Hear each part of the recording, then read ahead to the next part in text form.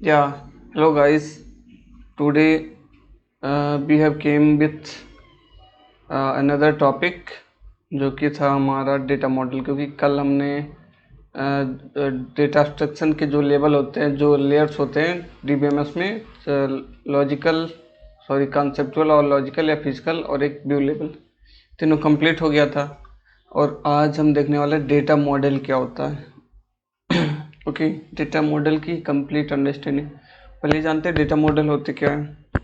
Data model gives us an idea that how the final system will look like after it's complete implementation. तो जब भी हम database design करते हैं तो उसका एक मॉडल होता है। आप डिसाइड करेंगे कि किस वे में आप जो डेटा स्टोर कराएंगे, किस तरीके स्टोर कराएंगे। तो उसके कई सारे मॉडल्स हैं, कई टाइप्स हैं। ओके, तो डेटा मॉडल हमें एक आइडिया देता है कि जो हमारा फाइनल सिस्टम जो हम डिजाइनिंग करेंगे डेटाबेस की, वो जब कंप्लीट हो जाएगा तो कैसा दिखेगा, ठीक, कैसा उसका स्ट्रक्चर होगा। It define the data element and the relationship between the data elements. Okay, ये जो है रिलेशन, डेटा के बीच में रिलेशन और खुद डेटा को, दोनों को डिफाइन करेगा। ओके, क्या डेटा उसमें स्टोर है और हर डाटा एक दूसरे से कैसे लिंक है, ये भी आपको डेटा मॉडल से ही पता चल जाएगा। Data model are use to show how data is stored, connected, accessed and updated in the database management system. जैसे हम लोग को पता है डीबीएमएस होता ही है कि जो है डेटा को स्टोर कर सकें, एसेस कर सकें, मैनिपुलेट कर सकें। तो डेटा मॉडल भी सेम चीज़ है, क्योंकि ये डीबीएमएस के टाइप है तो इसमें जाहिर सी बात है आपके पास ये स्टोर करने की, कनेक्ट करने की, एसेस करने की, अपडेट करने के फीचर तो होने चाहिए।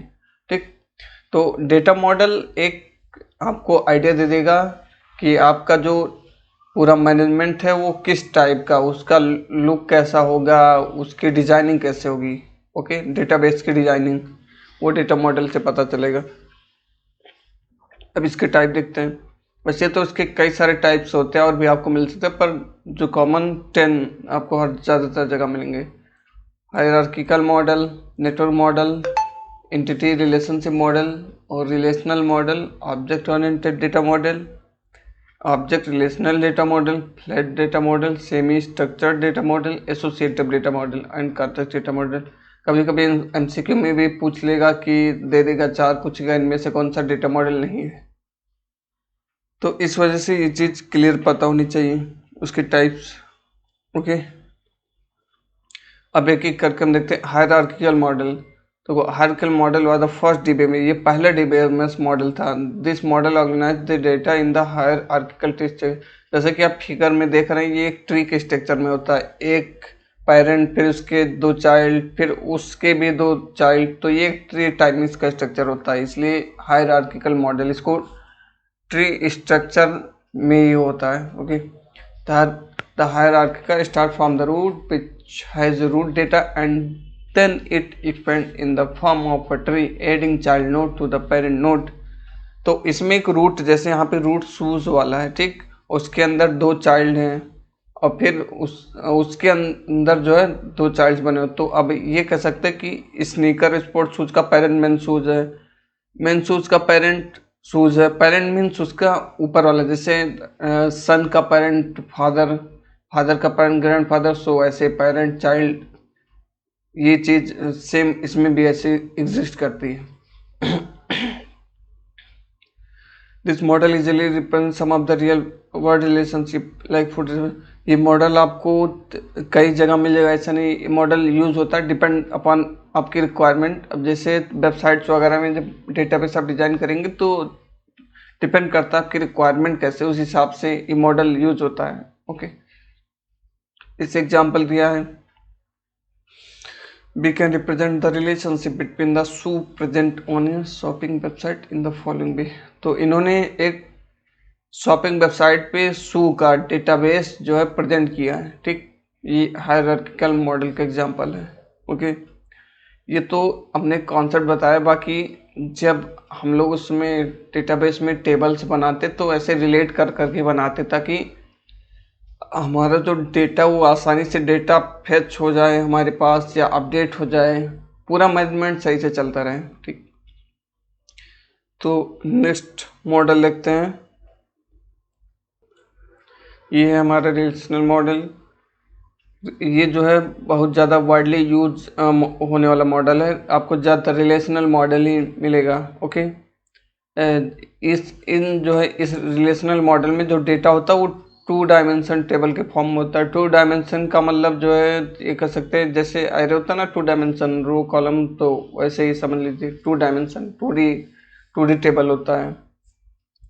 द बेसिक स्ट्रक्चर, जो इसका बेसिक स्ट्रक्चर टेबल ही होता है, आपको टेबल में सब कुछ स्टोर कराया जाएगा। बेसिक एग्जांपल के लिए इन्होंने एक एम्प्लॉय टेबल दिया है, इसमें एम्प्लॉय की आईडी है, फिर उसके आगे कॉलम में नेम, जॉब उनकी, salary, mobile number, department ID, project ID. ठीक, ये जो है एम्प्लॉय टेबल का स्ट्रक्चर। एग्जाम्पल रिलेशनल मॉडल का, रिलेशनल मॉडल इन्हें समझ लीजिए कि इसमें टेबल में प्रेजेंट किया जाता है। ओके, जैसे इसके पहले वाले में ट्री टाइप प्रेजेंटेशन होती थी हायरार्किकल में, बट रिलेशनल में टेबल यूज किया जाएगा। ओके, अब नेक्स्ट हमारा नेटवर्क मॉडल। तो नेटवर्क मॉडल क्या होता है? This model is an extension of the hierarchical model. जो हायरार्किकल मॉडल हमने ऊपर देखा उसका एक एक्सटेंशन है, मतलब उसका एक इम्प्रूव्ड वर्जन कह सकते हैं। It was the most popular model before the relational model, मतलब रिलेशनल मॉडल से कम पॉपुलर है, मतलब पहले ये उसके बाद रिलेशनल मॉडल का नंबर आता है। Okay, this model is the same as the hierarchical model, the only difference that a record can have more than one per year। जो हायरार्किकल मॉडल है और नेटवर्क मॉडल दोनों लगभग सिमिलर है, बस आपको केवल एक डिफरेंट दिखेगा। जैसे हायरार्किकल मॉडल में क्या था आपको दिखा दूँ, ये देखिए, एक पेरेंट 2 चाइल्ड, फिर एक पेरेंट, फिर 2 चाइल्ड। बट इसके केस में नेटवर्क मॉडल में क्या होगा, पेरेंट एक ही, फिर उसके 2 चाइल्ड, फिर एक चाइल्ड के 2 पेरेंट्स हो सकते हैं नेटवर्क मॉडल में, बट हायरार्किकल में एक चाइल्ड के 2 पेरेंट्स कभी नहीं हो सकते। देखिए, तो ये दोनों चाइल्ड हैं, वोमेन शूज और मेन शूज, इसके जो पेरेंट शूज हो गए। हाई हील्स बेलीज के भी पेरेंट कॉमन है, मतलब सिंगल पेरेंट। ओके, तो ये था। यहाँ पे एक एग्जांपल है कॉलेज का लिए गए, कॉलेज, फिर बीसीए, लाइब्रेरी, फिर स्टूडेंट। जैसे कॉलेज है, कॉलेज में बीसीए डिपार्टमेंट हो सकता है, लाइब्रेरी भी हो सकती है, और जो स्टूडेंट होगा वो बीसीए का भी है और लाइब्रेरी भी यूज़ करता है। तो ये पूरा एक नेटवर्क मॉडल हमारा बन गया। नेक्स्ट देखते हैं।